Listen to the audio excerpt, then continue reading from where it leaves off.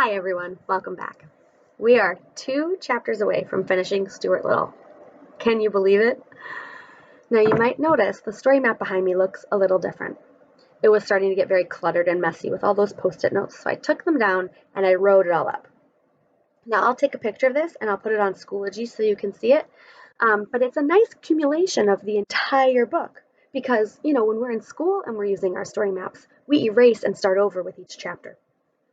But this has everything from the very beginning of the book, when Stuart was born, all the way to where we left off in Ames Crossing.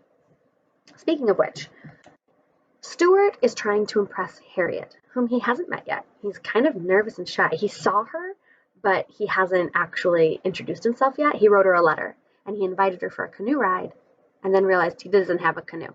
So he had to buy one, right? So that's where we left off in this chapter. And let's see if he gets to meet Harriet. Let's see if she shows up. Do you think she even got the letter? Oh boy, let's find out.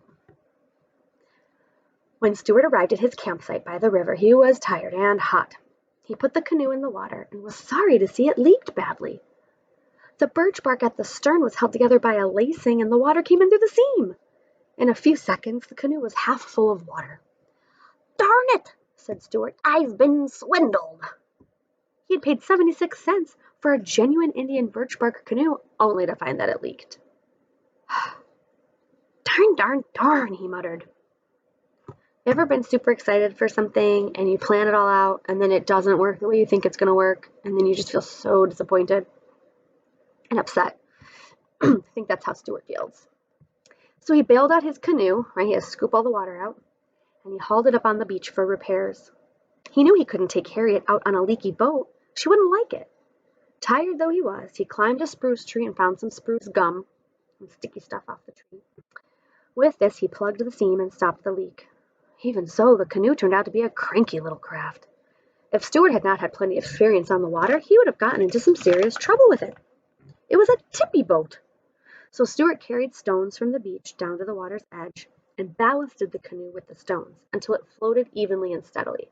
So he's using the stones to and the rocks to help balance the boat back out. He made a backrest so that Harriet would be able to lean back and trail her fingers in the water if she wished. He also made a pillow by tying one of his clean handkerchiefs around some moss. And then he went for a paddle to practice his stroke. He was angry that he didn't have anything better than a paper spoon for a paddle, but he decided there was nothing he could do about it. He wondered whether Harriet would notice that his paddle was really just an ice cream spoon. All that afternoon, Stuart worked on the canoe, adjusting ballast, filling seams, and getting everything ship-shape for the next day. He could think of nothing else but his date with Harriet. At supper time, he took his axe, and cut down a dandelion, and opened a can of deviled ham.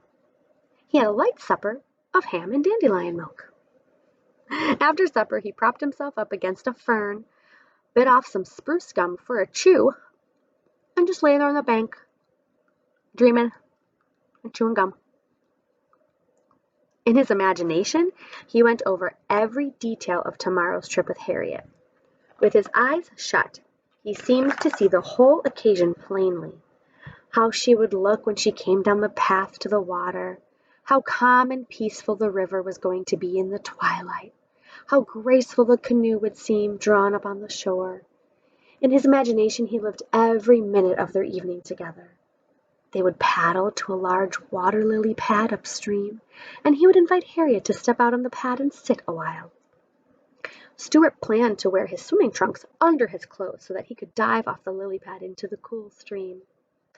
He would swim the crawl stroke up and down and all around the lily pad while Harriet watched, admiring his ability as a swimmer. Suddenly, Stuart opened his eyes and sat up. He thought about the letter he'd sent and wondered whether it had ever been delivered. It was an unusually small letter, of course, and might have gone unnoticed in the letterbox.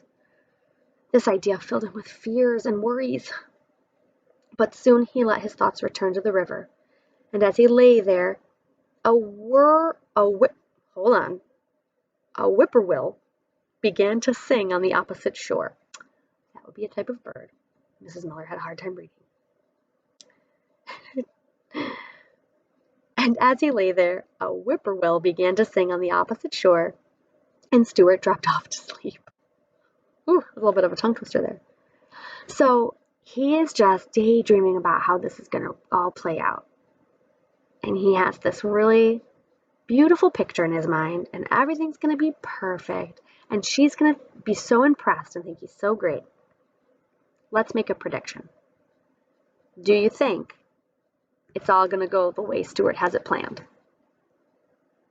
Yes or no?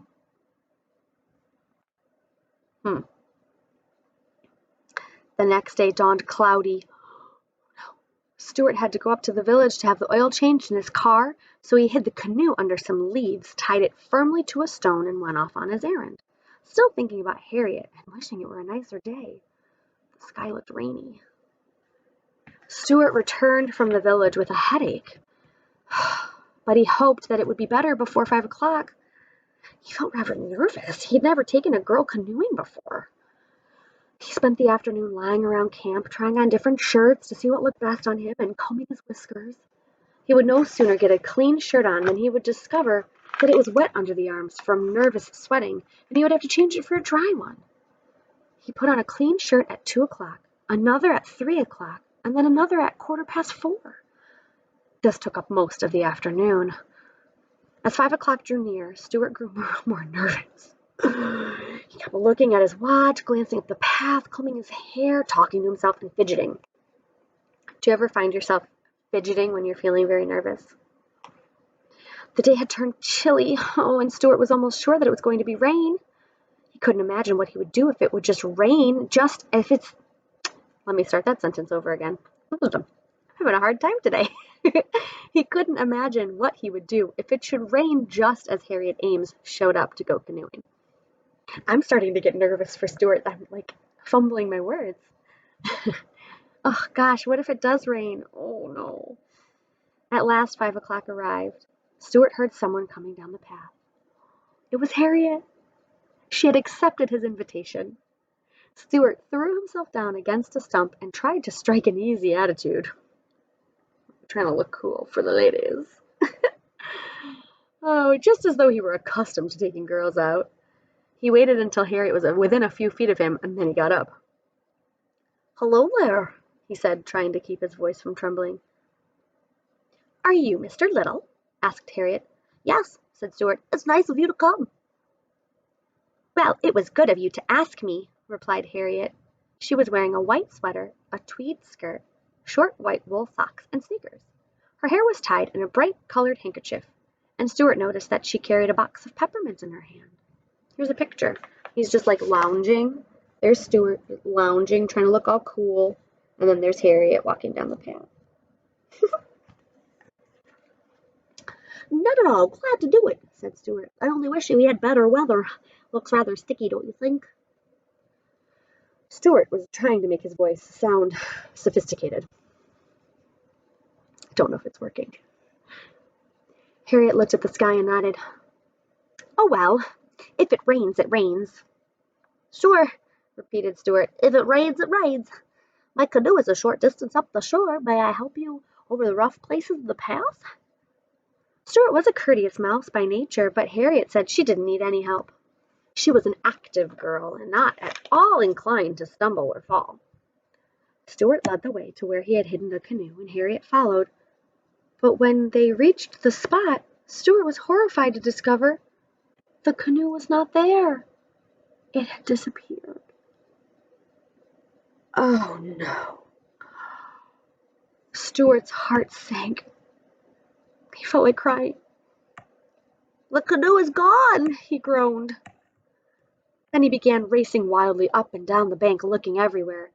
Harriet joined in the search, and after a while they found the canoe, but it was a mess. Someone had been playing with it. A long piece of heavy string was tied to one end, the ballast rocks were gone, the pillow was gone, the backrest was gone, the spruce gum had come out of the seam. Mud was all over everything, and one of the paddles was all bent and twisted. Oh, it was just a mess. It looked the way a birch bark canoe looks after some big boys are finished playing with it. Poor Stuart, look at all that crumbled mess. Oh, man. What a bummer. Stuart was heartbroken. He did not know what to do. He sat down on a twig and buried his head in his hands. "Aw, gee," he kept saying. "Aw, gee whiz."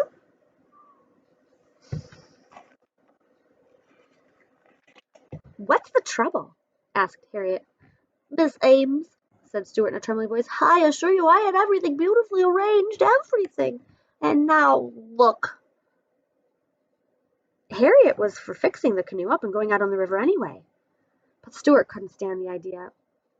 "It's no use," he said bitterly. "It wouldn't be the same." "The same as what?" asked Harriet. "The same as it was going to be when I was thinking of it yesterday. I'm afraid a woman can't understand these things. Look at that string. It's tied on so tight we could never get it off."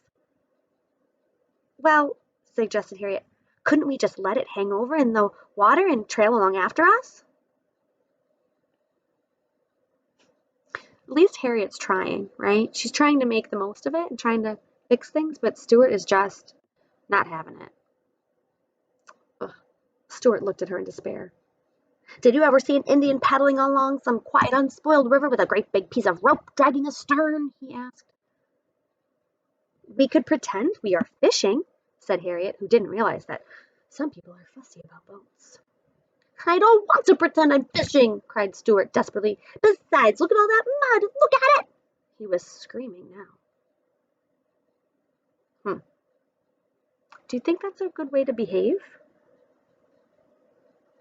Do you think maybe Stuart is acting out like this because he's still feeling very nervous and is feeling embarrassed because it's not going the way he planned? I think a lot of people could relate to how Stuart is feeling right now in this situation. Harriet sat down on the twig beside Stuart. She'd offered him a peppermint, but he shook his head. "Well," she said, "it's starting to rain, and I guess I'd better be running along if you are not going to take me paddling in your canoe. I don't see why you have to sit here and sulk. Would you like to come up to my house? After dinner you could take me to the dance at the country club. It might cheer you up." "No, thank you," replied Stuart. "I don't know how to dance. Besides, I plan to make an early start in the morning. I'd probably be on the road at daybreak." "Are you going to sleep out in this rain?" asked Stuart. "Certainly," said Stuart. "I'll crawl in under the canoe." Harriet shrugged her shoulders. "Well," she said, "goodbye, Mr. Little." "Goodbye, Miss Ames," said Stuart. "I'm so sorry our evening on the river had to end like this."